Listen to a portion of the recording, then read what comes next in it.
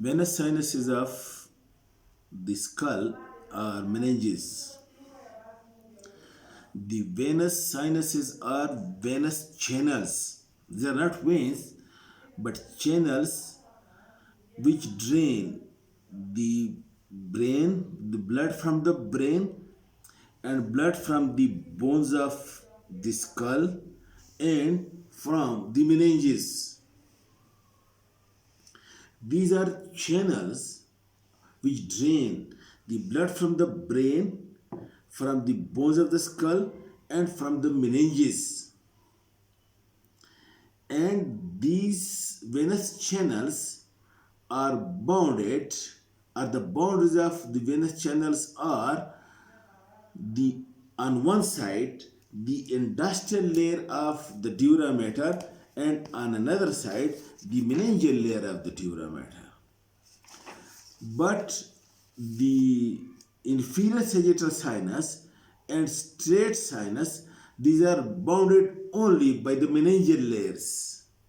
Otherwise, all the venous sinuses are being bounded on one side, like this. For example, you can see this transverse sinus, this one, it is bounded by this periosteum or endosteum, and on another side by the meningeal layer of dura mater. Okay, now these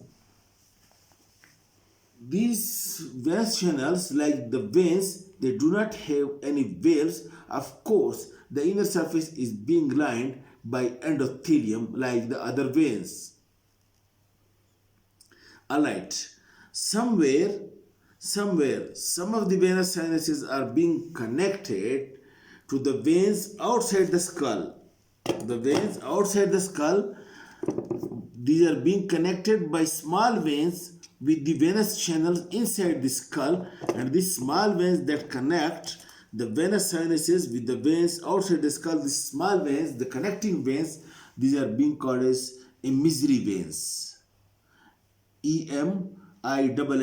Emissary veins are those veins which connects the venous sinuses to the veins outside the skull. Okay, now these venous sinuses are, some of them are paired, that is two, right and left, while some are unpaired. Okay, now those which are unpaired, these are number one. Look, you can see this one, the superior sagittal sinus is unpaired, and the inferior sagittal sinus which is present over here, that is also unpaired. The straight sinus which is present over here, that is also unpaired, and occipital sinus which is present over here, that is also unpaired. And over here, this basilar part or clivus of the occipital bone, over here there is plexus of veins, that is also unpaired. And over here there are two cavernous sinuses, they are being connected with one another by anterior intercavernous sinus and posterior intercavernous sinus. These are the unpaired or single one, while the paired venous sinuses are, number one, this one, the cavernous sinus, and number two, you can see this superior petrosal sinus on both sides, this inferior petrosal sinus on both sides, this transverse sinus on both sides, and this sigmoid sinus on both sides, and it has the other small sinuses. But these are the main paired venous sinuses, which are two, right and left.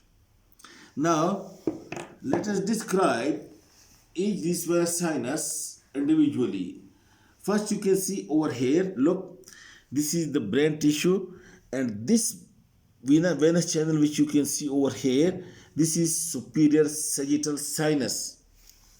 And you know already that the meninges, look, let me say that is not the skull, which is the brain. The meninges cover the brain, then it passes over here on the medial surface of the cerebrum, and when it reaches to the corpus callosum, it again reflects, and then it covers the other cerebral hemisphere.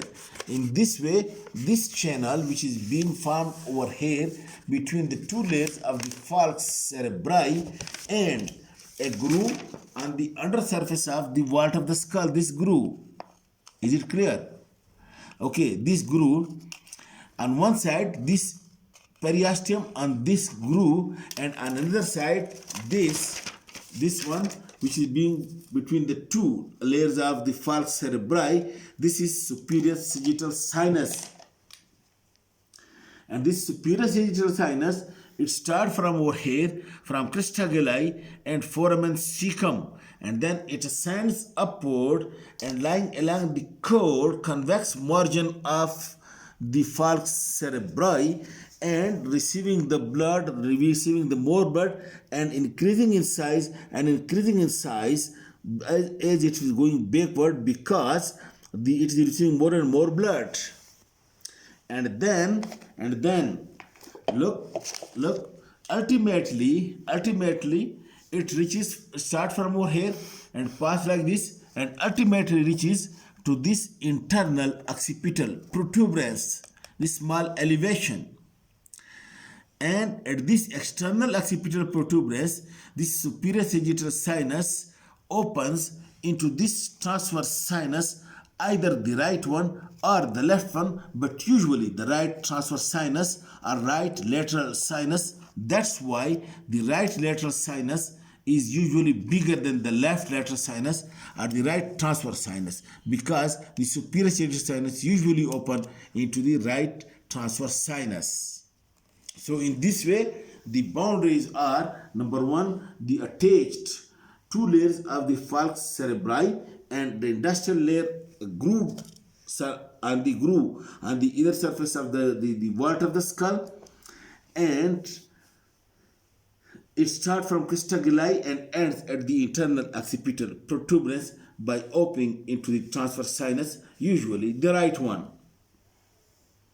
Now, this superior sagittal sinus receives the cerebral veins from the medial surface and lateral surface of the cerebrum, and usually not from the frontal lobe, but beyond that it receives the veins, cerebral veins into it. And note the point that the flow of blood is from anterior to posterior, and the cerebral veins open into it against the flow of the blood into the superior sagittal sinus. Okay, and this helps, this opening of the veins against the flow of the blood into superior sagittal sinus, it helps to keep the veins always patent and full of blood. Okay, so it receives, or its tributaries are the cerebral veins or superior cerebral veins from both the medial and lateral surface of the cerebrum, and it also receives,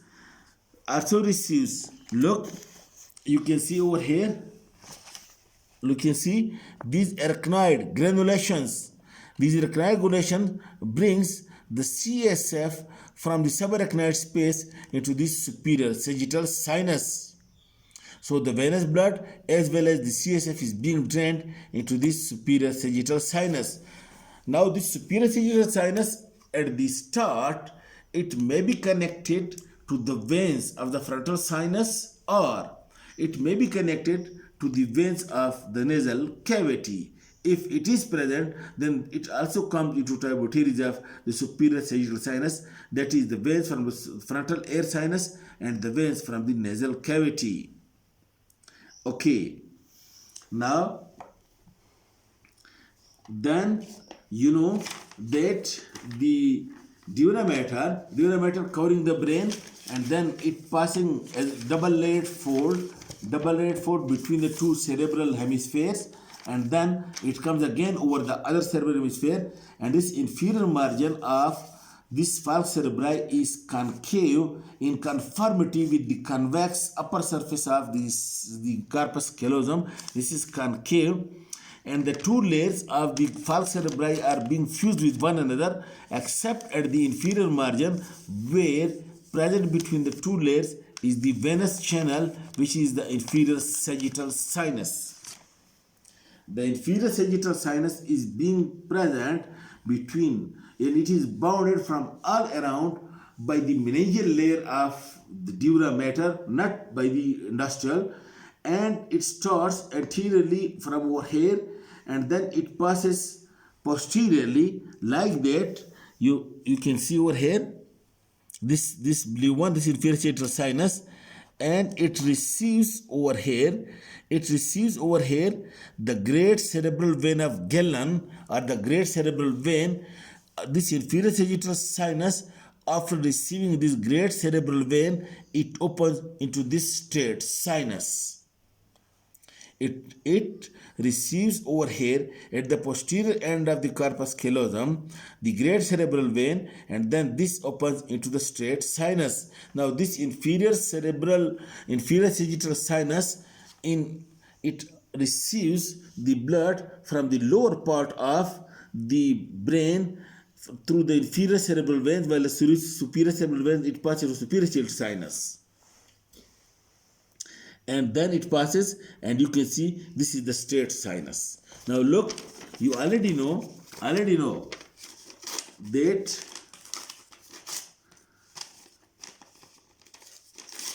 a double-layered tent-like is present over here at the posterior cranial fossa, which is being called as tentorium cerebelli.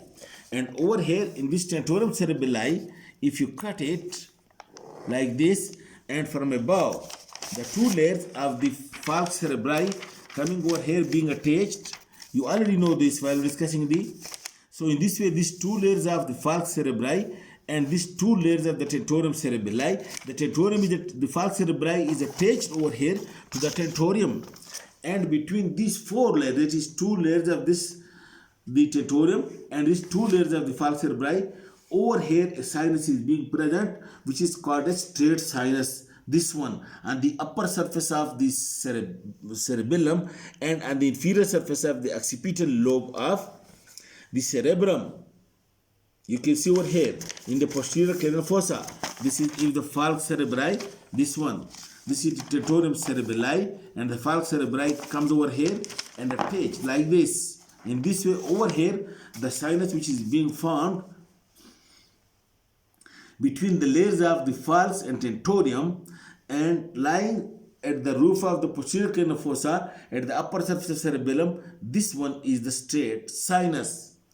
And this straight sinus, as you know, it receives the inferior sagittal sinus and great cerebral vein of Galen, and then it also receives veins, look, from this inferior occipital lobe, this inferior surface of occipital lobe, and from the upper surface of cerebellum, cerebellar veins also open into this straight sinus.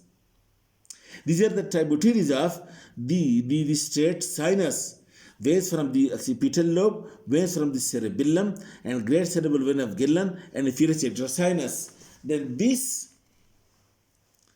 straight sinus, as it passes posteriorly, it opens into the transverse sinus, usually the left one. The right one usually receives the superior sagittal sinus, while the left one usually receives the straight sinus. And at this internal occipital protuberance, look, this is one transverse sinus, this is another transverse sinus.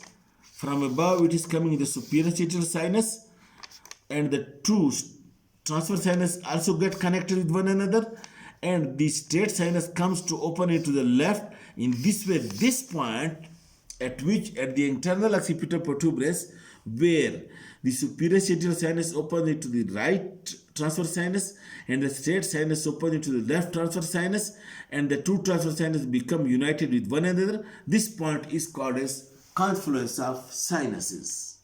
And this is confluence of sinuses.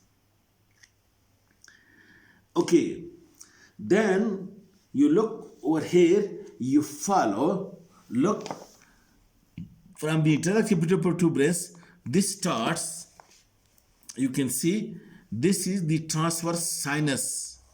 Okay, the right one is bigger than the left one, usually because it receives the superior sagittal sinus.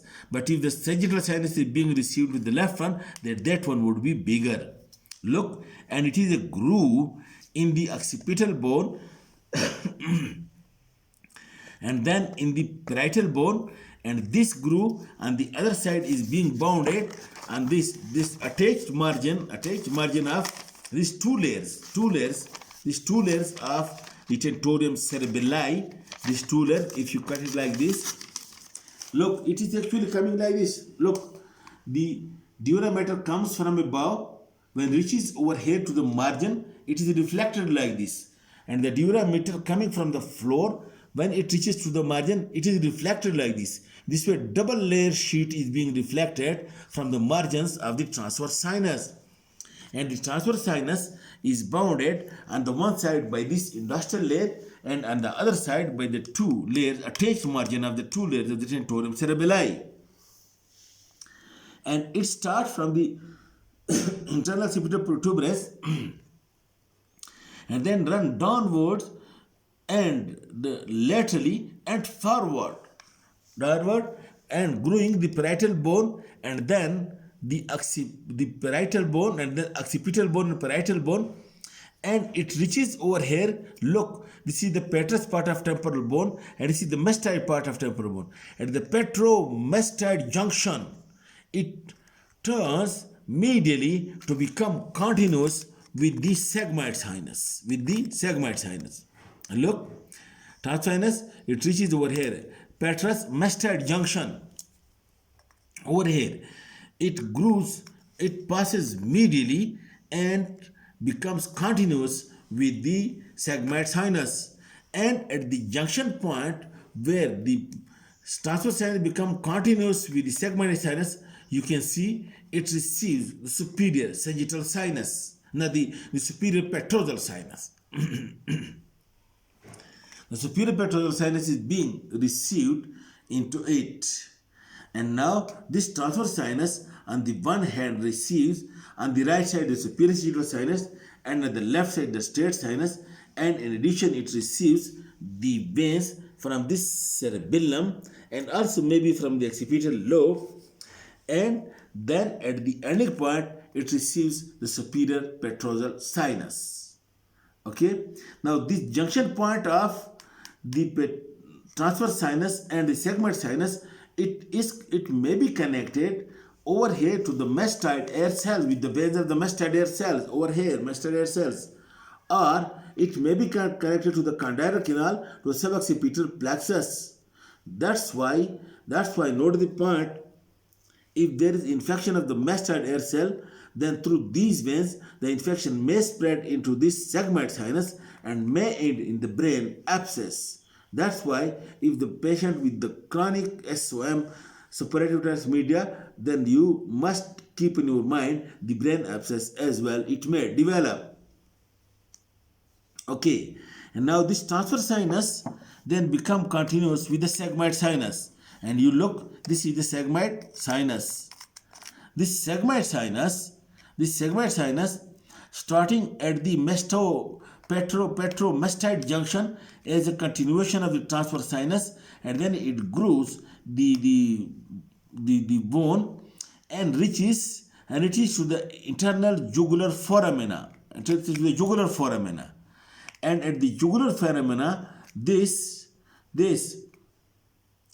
sigmoid sinus, it dilates into the superior bulb of the jugular vein, and from which the internal jugular vein descends downward. Internal jugular vein, as you can see, this vein, this internal jugular vein, it comes from over here, this from the internal foramen, and the sigmoid sinus becomes continuous into the internal jugular vein.